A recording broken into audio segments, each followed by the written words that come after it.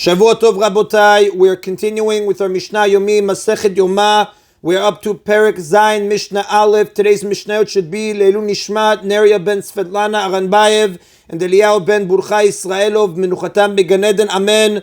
This chapter concludes the description of the Kohen Gadol service in Yom Kippur. The first Mishnah teaches that after the Azazel goat reached the wilderness, the Kohen Gadol would read passages from the Torah. The Mishnah begins, Balo Kohen Gadol Ikrot. The Kohen Gadol went from the main courtyard to the women's courtyard to read the Torah. If he wanted to read when still dressed in the white linen garments of the Yom Kippur service, he may read while dressed in those garments. On the commentaries explain, the Torah reading is not an avodah, a formal part of the temple service. Although it is forbidden to use sacred temple objects for an activity that is not an avodah, the Kohanic garments were an exception to this rule. The Kohanim were allowed to wear their garments even when not doing an avodah. Therefore, if he chose to do so, the Kohen Gadol wore his sacred white garments when he read from the Torah. Vim lav kore be'itztelit lavan mishalo. And if he did not want to read in those garments, he may read in his own white robe. Now, since the Torah reading is not an avodah, the Kohen Gadol may wear his personal clothing. Now, in truth, he may wear any garment. The Meiri explains, the Mishnah says that he wore a white robe because it was the practice of distinguished people to wear white clothing on Yom Kippur. The Torah scroll from which the Kohen Gadol read was kept in a synagogue next to the temple courtyard. Hazan HaKnesset noter Sefer Torah v'nodo lerosh HaKnesset. The attendant of the synagogue, meaning the attendant that took care of the synagogue, took the scroll and gave it to the head of the synagogue. Now the head of the synagogue made all the decisions relating to the synagogue and its services, such as who reads the Haftarah and who leads the prayers. V'rosh HaKnesset nodo leSegan. The head of the synagogue gave it to the deputy Kohen Gadol.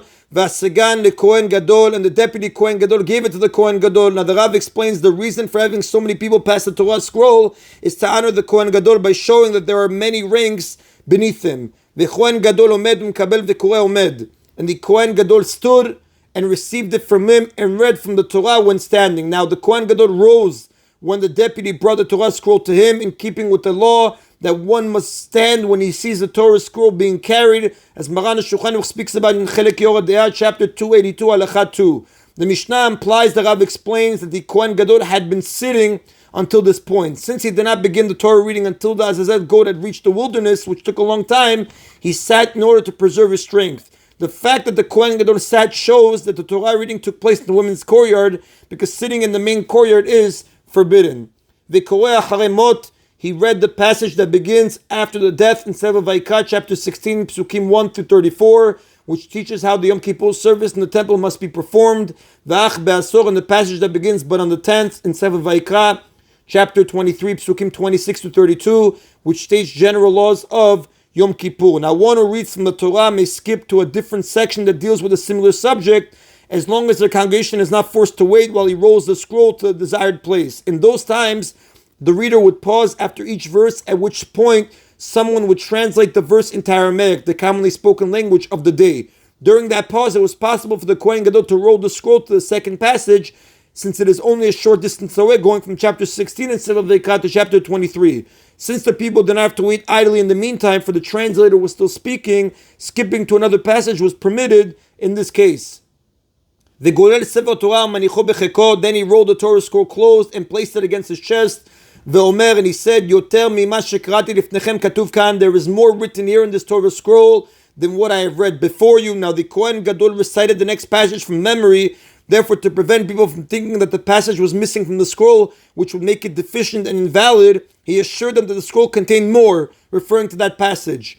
Ube'asor shebechumash hapikudim koreh al peh. Then he recited by memory the passage that begins and on the 10th, which is in the book of Numbers, in Sefer Bamidbar, chapter 29, Psukim 7 through 11, and which describes some of the offerings brought on Yom Kippur. Now, there was not enough time to roll the scroll to this third passage, which is at the end of Sefer Bamidbar, and it was not an option to take out a new scroll that was already rolled to the right place, because that might give the impression that the first scroll had been found invalid. Therefore, the Kohen Gadol recited the third passage by heart. Now, having concluded the Torah reading, the Kohen Gadol recited blessings. Umvarech aleh shmoneh brachot. And he recited over it these 8 blessings. Ala Torah, for the Torah. Now, he said the blessing that one recites in the synagogue after each section of the Torah reading, Asher Natan Lanu Torah Temet. Before he began the reading, he said the blessing that precedes every section that is read in the synagogue, Asher Bachar Banu Mikol Ha'amim, V'ala Avodah, for the temple service. Now, this blessing begins with Ritzeh, as we know, Shmona Esrei, and he concluded, Shotecha Levadecha Bira Na'avod, for you alone we serve with awe. So again, he started Ritzeh Hashem Elokeinu B'Amcha Yisrael V'tirtzeh Avodah B'Dvira Betecha. Be pleased with your nation Israel, and may you be pleased. Not the Ritzeh in Shemona Esrei, a different version. I'm going to read it to you. Ritzeh Hashem Elokeinu B'Amcha Yisrael V'tirtzeh Avodah B'Dvir Betecha. Be pleased with your nation Israel, and may you be pleased with the service in the Holy of Holies of your house. And it concluded, Shodecha Levadecha Bira Na'avod, for you alone will we serve with awe. V'ala Odah, for the thanksgiving. Now this is the same as the blessing we recite in the daily Shemona Esrei. Modim anachnu lach, we give thanks to you. V'al mechilat avon, for the forgiveness of sin. This is another one of the blessings in the daily Shemona Esrei. Salach lanu, forgive us.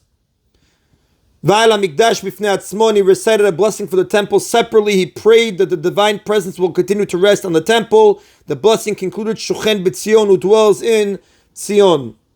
V'al Yisrael b'fnei atzman, and for the people of Israel separately.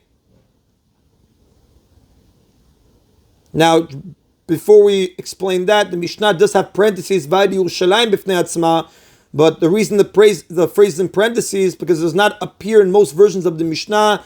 It's clear from the Mishnah itself that there is no such blessing because the Mishnah said there were 8 blessings and this would be 9th. Now the Mishnah teaches that the blessing of Al-Mikdash and the next 2 were said separately. Since these blessings are unfamiliar, not part of the daily prayers, the Mishnah notes that each was a separate blessing and not combined with any other. So again, like we said, Vaydi Yisrael b'fnei atzman, for the people of Israel separately. He prayed for the salvation of the Jewish people and that they should remain under a Jewish king. As the Rambam writes in Chot Avodat Yom Kippurim, chapter 3, 11, and the blessing concluded, Abucher B'amo Yisrael, who chooses his people, Israel. V'ala kohanim b'fnei atzman, and for the kohanim separately, he prayed that Hashem bless the kohanim and accept their offerings. The blessing ended, Asher bachar b'zaro shel Aaron, who has chosen the children of Aaron. V'al shara tefillah, and for the rest of the prayer. This was a request that God save each Jew from his own troubles. It concluded Shomei tefillah, who hears prayers. That is in Rabotav Mishnah Aleph. Mishnah Bet continues, Haroeh Kohen Gadol kshu koreh eno roeh par v'ser hanisrafim. One who saw the Kohen Gadol when he was reading the Torah did not see the bull and he-goat when they were being burned. V'haroeh par v'ser hanisrafim eno roeh Kohen Gadol kshu koreh. And one who saw the bull and he-goat when they were being burned did not see the Kohen Gadol when he was reading the Torah. V'lo mipnei she'eno rashai. Not because one was not allowed to see both activities. Ela she'ayta derech rechoka, but because there was a great distance between the place where the Torah was read, the woman's courtyard in the temple, and the place where the bull and goat were burned, the burning place outside Yerushalayim.